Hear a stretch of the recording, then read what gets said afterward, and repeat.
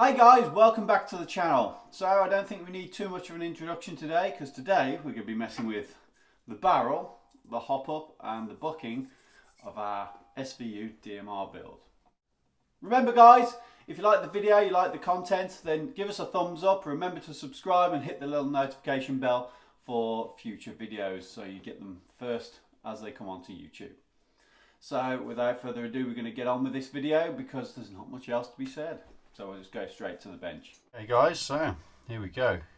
This is a SDV type hop-up unit. So if you get an SVU or an SVD, whichever, this is the type of hop unit you're going to get. And this is what we have got to work with to see what we can get out of this thing. So stay tuned.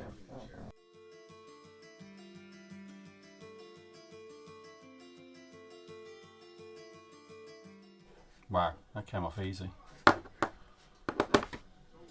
So, that's the standard knob. Oop, as it vanishes. Nothing more than a piece of wire insulation, really.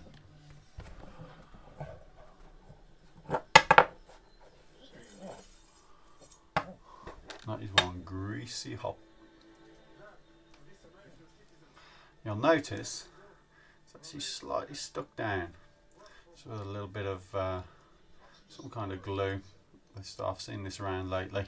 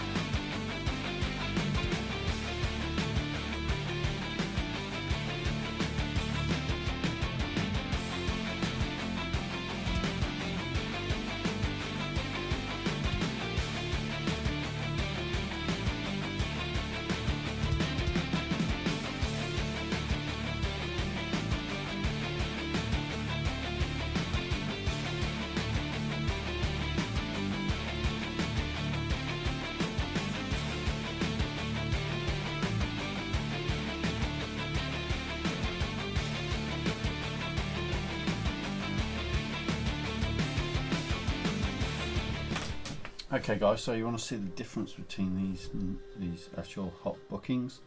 This is the original one. It's pretty squishy, very springy, but more importantly, as if we have a look inside. So if we flip this fella around and take him off,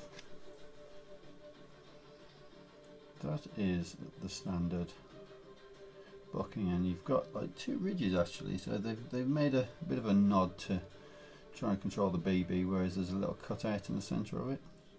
So as it contacts your BB, it's supposed to give equal pressure to either side of the BB. It's not really great.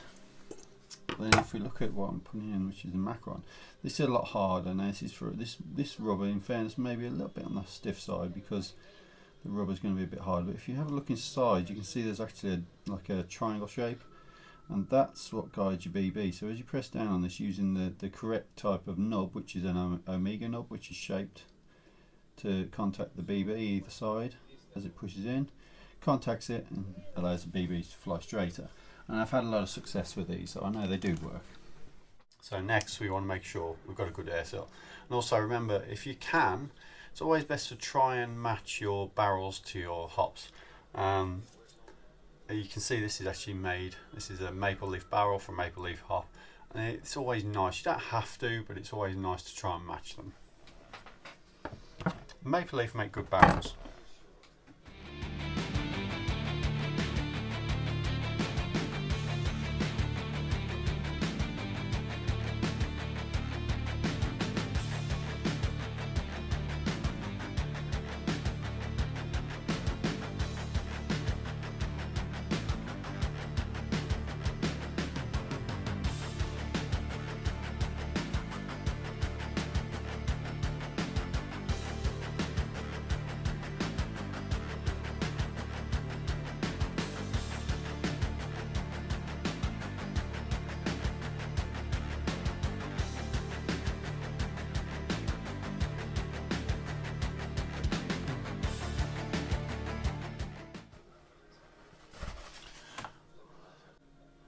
Now, I don't usually put PTFE tape on these. I usually just leave it, but that was so loose inside there. I think I'm actually going to do it just for the reasons of packing, just to try and make it a little tighter in the actual hop unit. So I'm to do all the things I don't usually do, which is usually involves PTFE tape, which is something I don't do much these days, but there you go. Needs must on this occasion.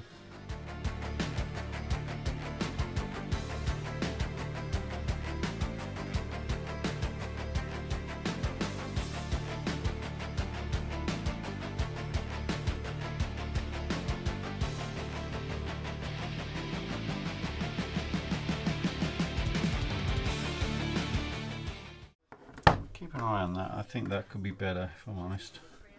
It's not the best fit.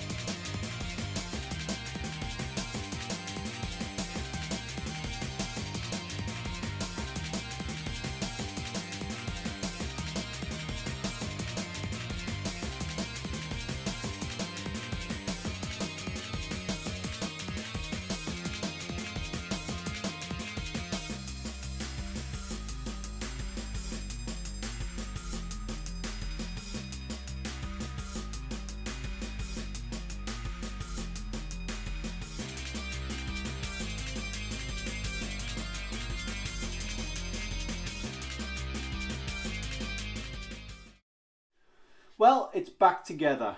The question is now, are the BBs going to go down the range any faster than an old man staggering back from the pub, which would be an improvement over the other day. So what we've done, I've changed the bushes, or not all of the bushes, but 6 of the bushes for bearings, 7mm bearings. We've put a high torque motor in there. We've changed the nozzle from a plastic nozzle to an aluminium nozzle with an O-ring in it. Obviously I had to modify that to make it fit because you can't buy one directly for it. And we've changed out the barrel, the inner barrel, to a Maple Leaf 601.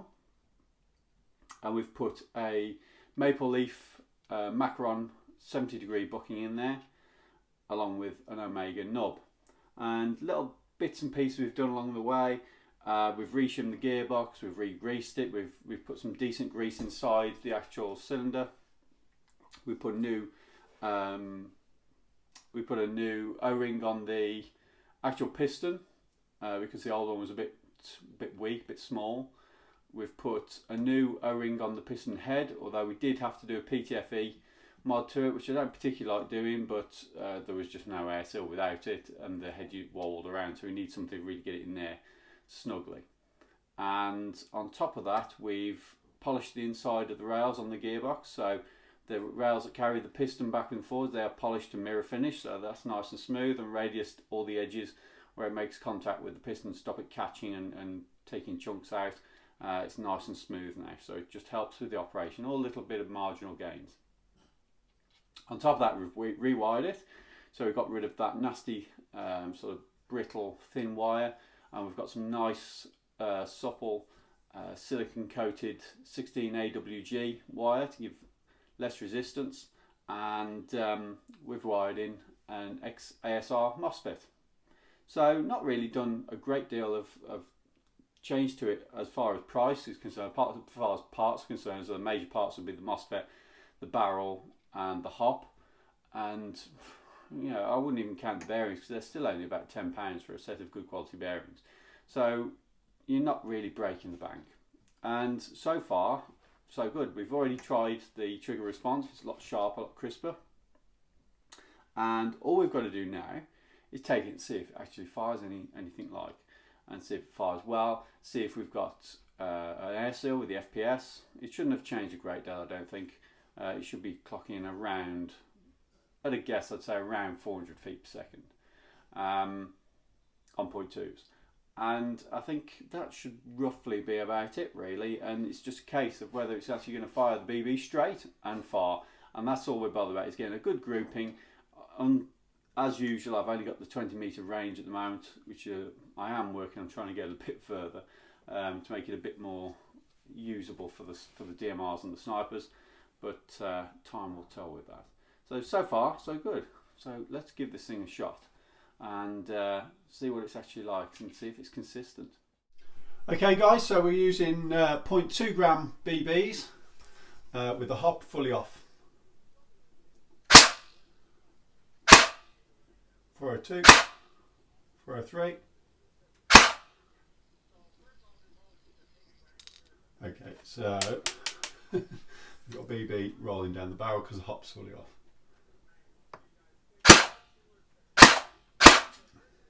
407, 406, 400, 406, 406, 405, 403, 403, 404, 407, 407, 406, 407, 411, 407, 405 and 410, so it's pretty consistent.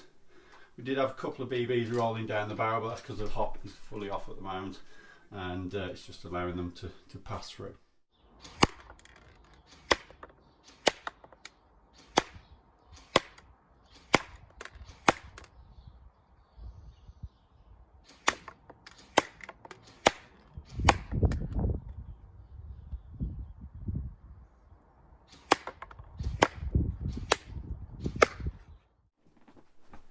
Right then, so at 20 metres or 65 feet, this is our general grouping. and we've got, well, there's a couple there. We've got a couple of flyers. The flyers don't actually go very far, that's the furthest one away. But the general grouping is roughly 2.5 inches by 3 inches, or in proper money 70mm by 85, which, to be honest, straight out with brand new hop isn't bad. Now that was using 0.3 gram BBs. They're not the freshest of BBs, if I'm completely honest. They're old Garda BBs that I've had knocking around for years. So there's a very good chance with newer BBs and better quality BBs it may be a little bit better. I don't think this is the full story though. I think there's more to be gained from this. Obviously this isn't over the kind of distance you want a DMR to be reaching. It's a great little grouping, so as long as it carries on in a straight line and for a decent distance, then it's great. But obviously I can't test that because I've only got the 20-meter range. I haven't got anything more than that, unfortunately. And that'll be the real test, is how much further it can push out and how good the groupings are at a greater distance. But so far, I think as a first shot with a completely zeroed scope, the scope was way off. I actually don't think that's too bad. The one thing to watch with the scopes on these styles of guns, where you've got the PSO1 style scope, it can be tricky to get it back to zero every time you take it off to do anything and put it back on. They don't reach zero every time, and also because of the way they fit, sometimes the reticule is actually twisted. So whereas you think you're looking straight at a perfect cross, a bit like this, you'll actually find you need to be aiming sort of like that, or it might be like that, whichever way.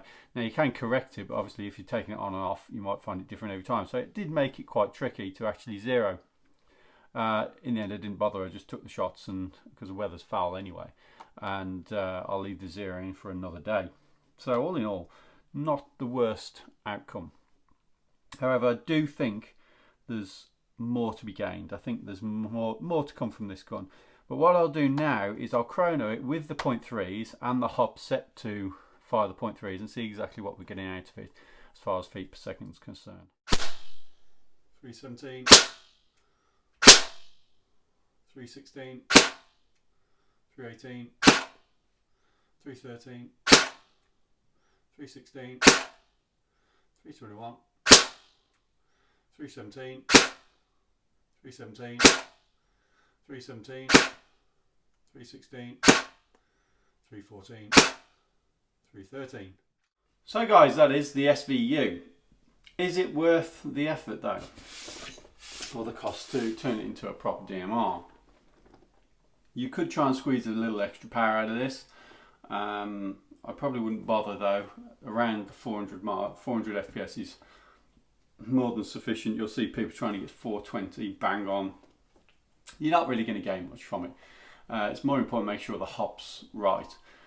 I've since gone down, since doing the shooting test, I've put probably another 50 rounds through it, just to try and make sure there's no gremlins in there, make sure it's working properly as we want it. And the consistency is starting to improve a little bit. I noticed the hop unit's starting to lift the BBs a little cleaner, a little more consistent. The more rounds you get through that, and that's a normal process of bedding in a hop rubber. They don't necessarily perform 100% right out the box. So I think it's going to gradually improve, but I don't think that's the end of the story for this. I think what we need to do with this next, I think it may benefit from an R hop just to allow it to lift heavier BBs. I tried 0.4s, no way, it's not going through. And it's not a matter of FPS. A gun firing 300 FPS can fire 0.4s, can hop 0.4s quite easily as long as it's got the right hop unit. So I think there's more to come from this. Maybe if we put an R hop in it. I have actually I'm going to do a test on a TNT barrel with a TNT T-hop and see what that's like, because it's a similar shape to an R hop. So I'm quite interested to see what the results are from that, because it may be something we can apply to this. So there's a few things coming up, and I don't think it's the end of the road for this by any means. I think it's got a nice trigger response. It's got a nice, pretty reasonable turnover in the gearbox. It's a very quiet gearbox, very quiet cycle. So I think it's perfect for a DMR in that sense. And it's short, it's compact, it's nice to carry. It's not like carrying, like I've got an M14 over there. That thing's the size of a boat compared to this. So yeah, it's much nicer as a DMR. and I think it's just a careful process of setting up now. You can't build a DMR, go to your first match, even if you're really experienced with airsoft and with airsoft teching and things like that. It's rare to build the perfect DMR first time and expect to go out and annihilate everyone. I'm sure there's people out there that will claim to have done it, and they may well have done it. It may have just been blind luck, or it may be skill. I've never managed to do that yet. These things always take a lot of fettling, a lot of rounds through them to get them right, and that's the same with sniper rifles as well. I was actually doing some testing with my sniper rifle earlier, and I know it's capable of it, but I couldn't get the consistency, and I was messing around with the hop up and the BBs, and some days it's just not meant to be. And very often you need longer distances to actually gauge what's happening to the BBs, because particularly with a sniper rifle, you can test it at short range, think it's rubbish, and then it's actually okay over the distance. So it's not always what you're seeing, isn't always what's happening. It's not always clear. So you have to be careful of things like that. But back to this. How much did this cost to put it into its current state? Well, you can pick these up as a gun. I've seen these on the website Gunfire recently, and they were putting them out for around £160, which for the quality of the build of these things is actually a bargain. It's very cheap, and that's a good deal. The scopes, these are roughly between £80 and £100. There's no real, that is the cheap option if you like.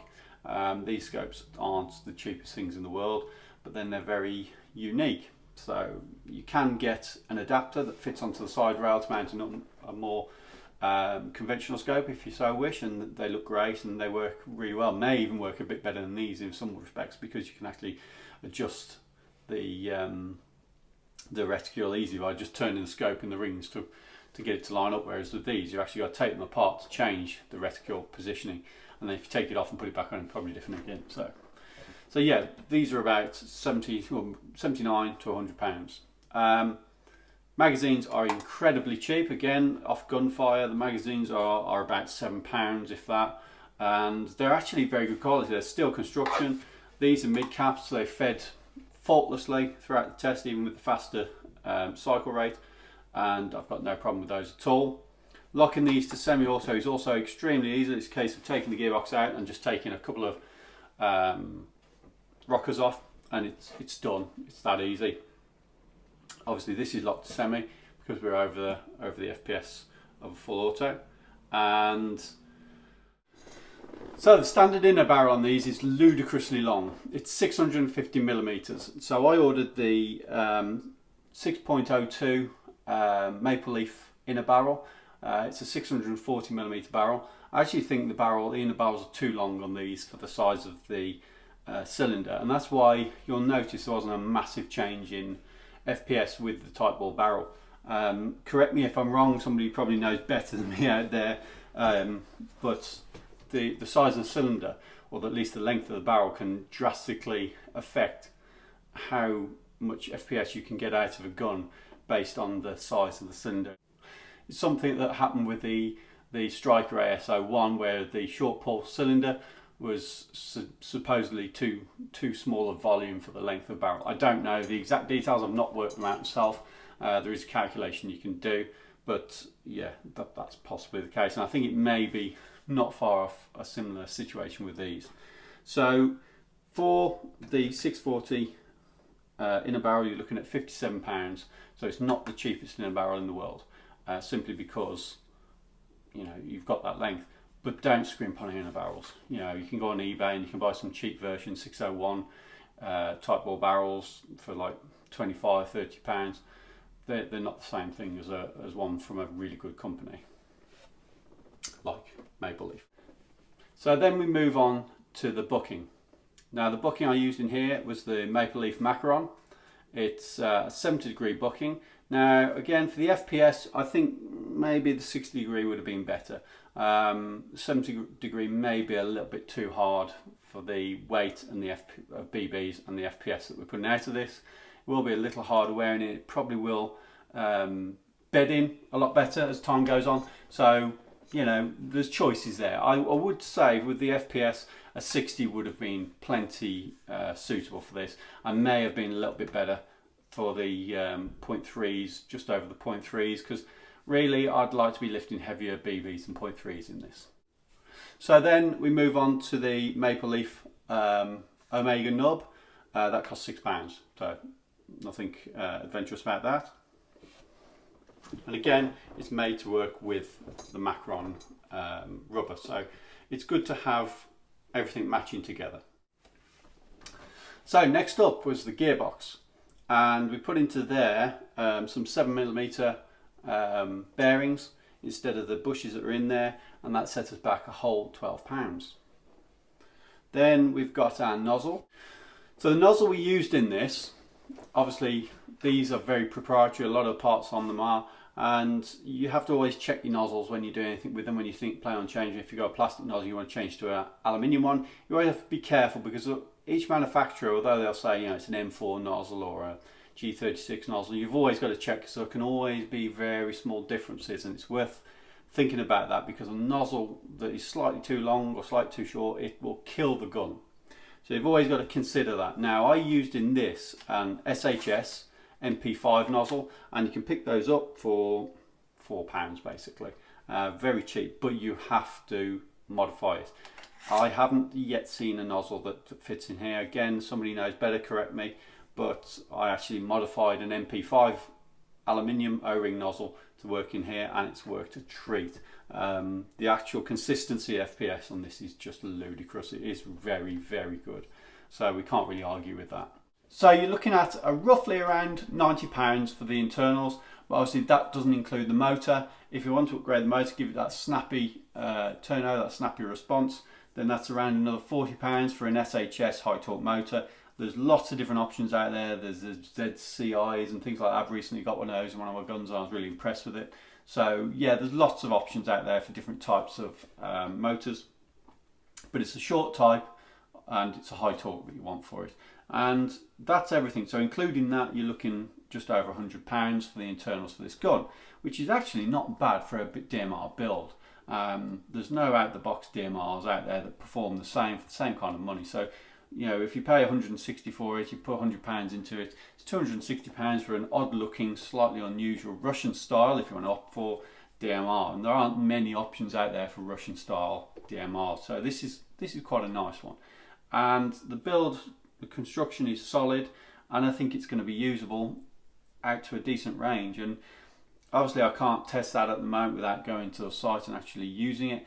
But so far so good. I'm really impressed, and I'm impressed with the grouping, even though it's only, well, let's have a look at it again. So even though it's only 20 feet or 20 meters, 65 feet, it's still not a bad little grouping. And as long as they're pushing out further, I think it'll come along quite nicely. One thing you need to consider with these, and any AEG really, or gas blowpipe, any airsoft gun really in many ways, but certainly I think you need to consider with this is your barrel alignment. It's really important. If it's twisted slightly, and I mean a fraction, one way or another, then your BBs are going to be all over the place, and they're going to be swinging off, slicing to the left or whatever, to use a golf term. But was it slice to the left or slice to the right? I don't know. It's a long time since I've tried that seamless. But what you've got to remember is if it's slightly offline, it's going to really mess up your shots. And that goes for any AEG, but specifically, you know, when I was doing this, I noticed the barrel, when I first put it in, it took a little bit of manipulating to get it just right. And I may work on a modification at some point to lock the barrel in so it can't move or rotate, and it stays exactly where it is, because it is possible for barrels to rotate when you use them. They're not going to spin around like 180, but it's worth thinking about a little bit of movement either way, because it will mess up your consistency. And when the DMR or a sniper rifle or anything like that, that's what it's all about. It's about long range and consistency and accuracy. What else? What everyone wants from their airsoft gun.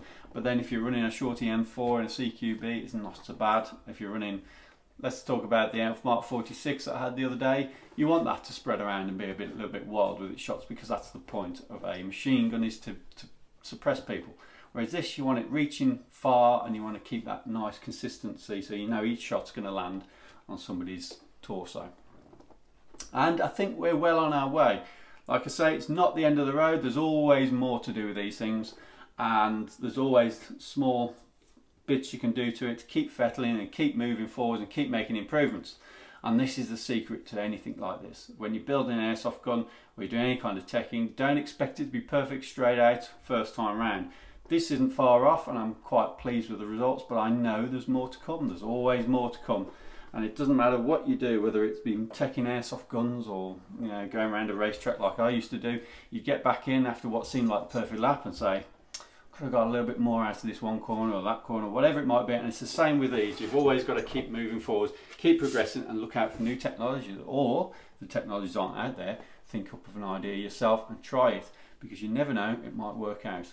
Right, that's enough of me rambling on like a lunatic. If you like it, give us a thumbs up, remember to subscribe and leave a comment below, and let me know what you want to see in the future. I am going to do a collection video probably next, and may split that into two, just showing you what exactly I've got in my collection. Some you've seen before and some you haven't. So we'll go through everything. I'll talk about each gun and what I've done to it, because there's not many of them that are completely standard, except for probably the pistols. So yeah, could be interesting. So if you want to see more of this gun, let me know. As I progress in the future and do things to it, I'll keep you guys updated with it, but I'm not going to make lots and lots and lots of videos, detailed videos, unless you want to see them and you cry out and say, please show us these videos. I'm not going to bore you to death with them, but anything else you want to know, give me a shout in the comments, give us a thumbs up, and remember to subscribe. Once again, thanks for watching, thanks for supporting the channel. I'll see you again soon.